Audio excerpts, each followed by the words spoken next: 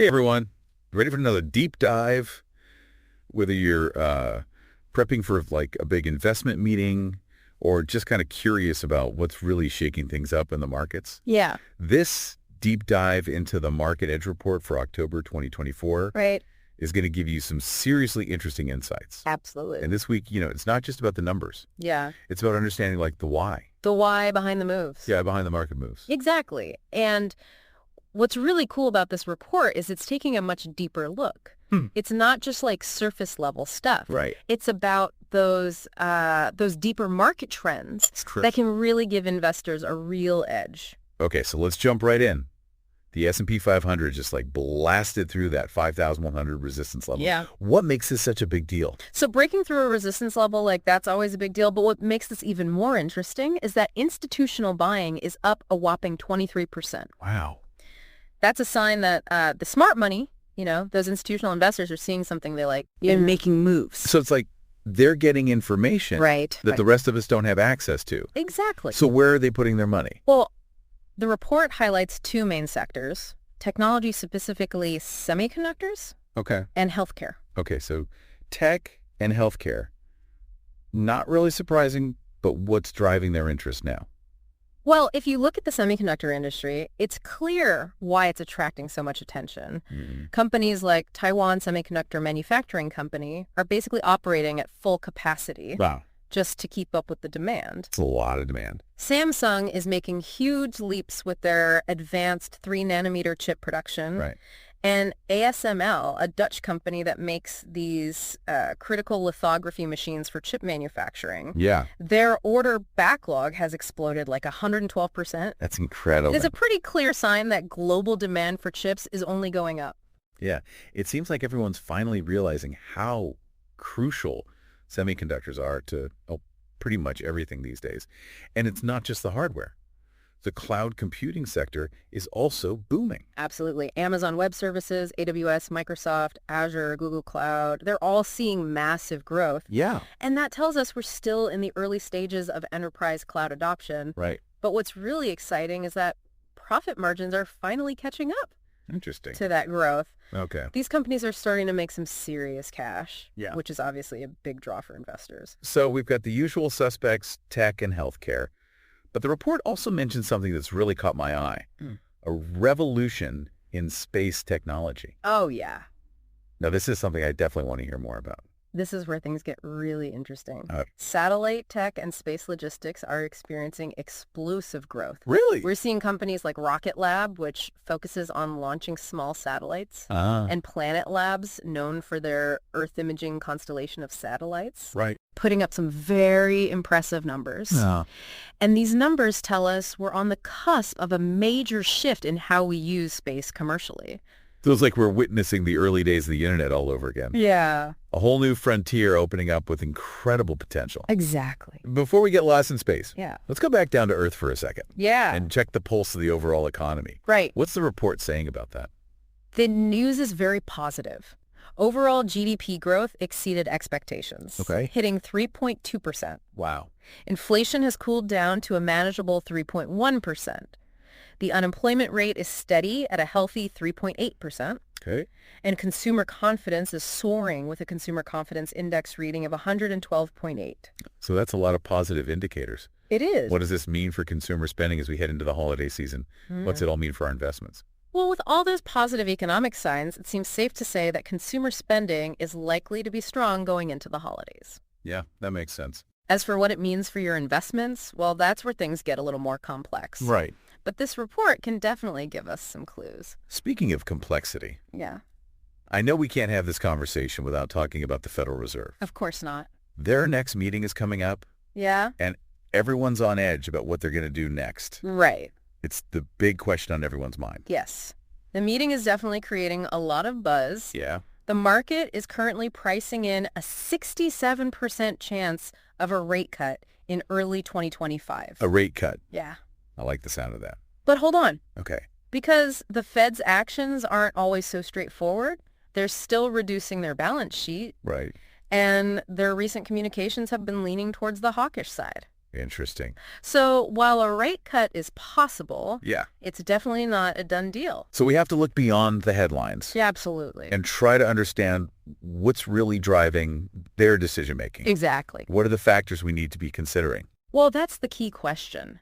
To really understand what the Fed might do, we need to look at what the big players are doing. You know, those institutional investors we talked about earlier. Right. Their moves aren't random. Mm-hmm. They're making calculated decisions based on a ton of research and analysis. So there's a method to their madness. What are they signaling? Absolutely. They're pouring money into tech and healthcare, but they're pulling out of energy. Interesting. And if you look at the options market, something called the put-call ratio, Okay. which measures the balance between buying put options, a bet on the market going down, Right. and call options, a bet on the market going up, Yeah. it's showing very bullish sentiment. I see. So they're not just reading the same news we are. Mm-hmm. They're interpreting it through a different lens, and that's giving them valuable insight. Mm-hmm. Like they're playing a high-stakes game of chess, and we're trying to figure out their next move. Yeah. But even with all this optimism, the report doesn't shy away from highlighting the potential risks. Right. What are some of the storm clouds gathering on the horizon? Right. It's important to be aware of the potential downsides. Yeah. China's real estate troubles are still a major concern. Uh-huh. The ongoing geopolitical tensions in the Middle East are adding fuel to the fire, Right. creating a lot of uncertainty. And then there's the issue of high corporate debt levels, Yeah. which could become a real problem if interest rates start to rise. These are all flashing warning signs that smart investors are paying close attention to. Okay, so how do we balance this optimism with the potential for things to go south? How do we protect ourselves if the market takes a turn?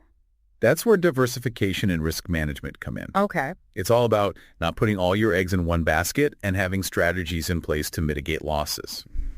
Savvy investors are already using tools like VIX calls, which are options contracts that tend to increase in value when market volatility rises. Right.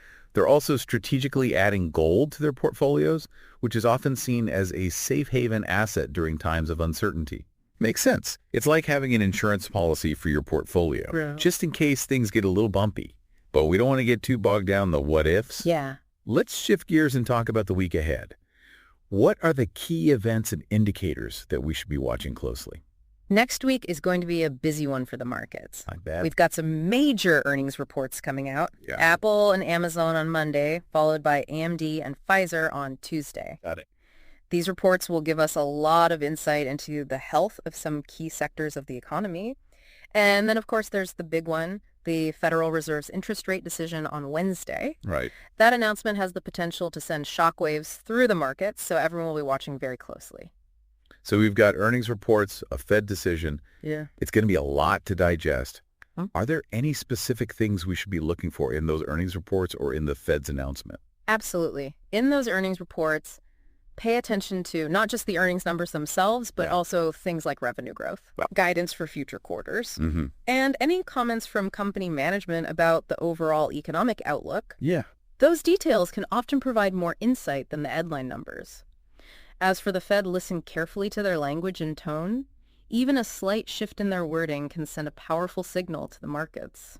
It's all about reading between the lines and understanding the nuances. Mm-hmm. Are there any specific technical levels we should be keeping an eye on in terms of the overall market? Yes, there are a few key levels to watch. Okay. For the S&P 500, the 5,150 level is a key resistance point, Okay. meaning that if the index breaks above that level, Right. it could signal further upward momentum. Interesting. On the downside, the 5,000 level is a key support level. Got it. If the index falls below that, it could indicate a potential pullback. Mm. And keep an eye on the VIX, also known as the fear index. Right. It measures market volatility. Mm-hmm. And if it spikes above 20, it could be a sign that investors are getting nervous. Okay, so we've got some specific targets to monitor. Now, putting all of this together, what's your overall trading strategy for the coming week?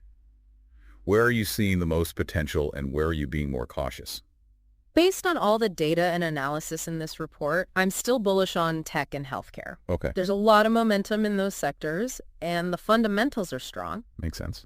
But I'm treading carefully with utilities and real estate. Okay. Those sectors are looking a bit shaky right now, Uh-huh. so I'm not as confident in their near-term prospects. That makes sense. Yeah. What about energy? The report highlighted some concerns there. Energy is a bit of a wild card right now. Yep. The global volatility we talked about earlier is making it very difficult to predict where things are headed. Right. So I'm staying nimble with energy, ready to adjust my position as needed based on how things develop. So it sounds like flexibility is key, especially in this market. We need to be ready to adapt to changing circumstances. Before we wrap up, is there anything else from the report that you think our listeners should keep in mind as they navigate the market this week? I think the most important takeaway from this report is that while there are definitely some very clear opportunities in the market right now, smart investing is about much more than just picking the right stocks. Yeah. It's about managing risk, diversifying your portfolio, and having a clear understanding of your investment goals and your risk tolerance. Great advice. Yeah. It's not about getting rich quick. Yeah. It's about making smart decisions that will help you build wealth over time. Exactly. Don't get caught up in the hype or panic at the first sign of trouble. Stay focused on your goals, do your research, and never stop learning. The market is constantly evolving, so you need to be willing to adapt and adjust your strategies as needed.